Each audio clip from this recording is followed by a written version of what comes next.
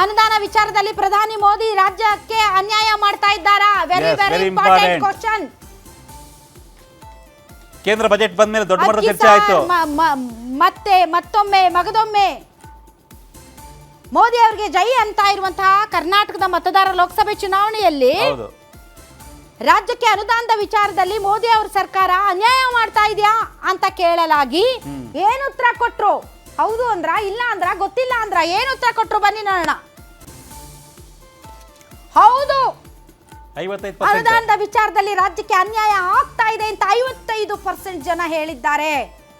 So ಏನ್ ಹೇಳೋಣ ಇದಕ್ಕೆ? ಲಾಸ್ಟ್ ಬಜೆಟ್ ಅಲ್ಲೂ ಕೂಡ, ಬಜೆಟ್ ಆದ್ಮೇಲೂ ಕೂಡ ಸಿಎಂ ಸಿದ್ದರಾಮಯ್ಯ ಸೇರಿದಂತೆ ಸಾಕಷ್ಟು ಎಲ್ಲ ಕಾಂಗ್ರೆಸ್ ನಾಯಕರು ಇದನ್ನ ಪ್ರಶ್ನೆ ಎತ್ತಿದ್ರು.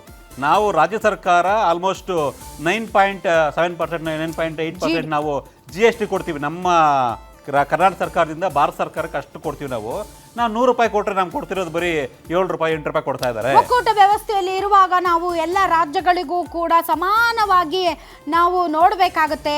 ರಾಜ್ಯದಲ್ಲಿ ಬೆಂಗಳೂರು ಮಹಾನಗರದಿಂದಲೇ ಅತಿ ಹೆಚ್ಚು ನಿಮಗೆ ಇದು ಏನ್ ಹೇಳ್ತೀವಿ, ಆದಾಯ ಬರುತ್ತೆ, ರೆವಿನ್ಯೂ ಜನರೇಟ್ ಆಗುತ್ತೆ. ಹಂಗಂತ ಎಲ್ಲ ಬೆಂಗಳೂರು ಕೊಡಕ್ಕಾಗತ್ತಾ? ರಾಜ್ಯಕ್ಕೆಲ್ಲ ಹಂಚೋದ್ ಬೇಡವಾ ಅಂತ ಅವ್ರು ಹೇಳ್ತಾರೆ. ಆದ್ರೂ ನಮಗ್ ಬರ್ಬೇಕಾಗಿರೋದು ಬರ್ಬೇಕಷ್ಟೇ. ನಾವು ಕೇಳ್ತಿರೋದು 100 ರೂಪಾಯಿ ಕೊಡ್ತೀವಿ, 100 ರೂಪಾಯಿ ಕೊಡಿ ಅಂತ ಕೇಳ್ತಾ ಇಲ್ಲ. ಭಾಷೆ ವಿಚಾರದಲ್ಲಿ ನಾವು ಮಾತ್ರ ಕನ್ನಡಿಗರು ಸುಮ್ಮನೆ ಇರಲ್ಲ.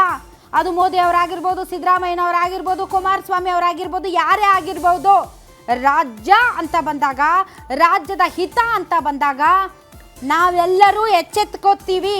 ಅದಕ್ಕೆ ಉತ್ತರ ಇದು 55%. ಅದಕ್ಕೆ ಉತ್ತರ 55%. ಓಕೆ, ಈಗ ನಮ್ಗೆ ಟೈಮ್ ಮುಗಿತಾ ಬಂತು. ಸೊ ಇದು ಪ್ರಶ್ನೆಗಳಾಯ್ತು.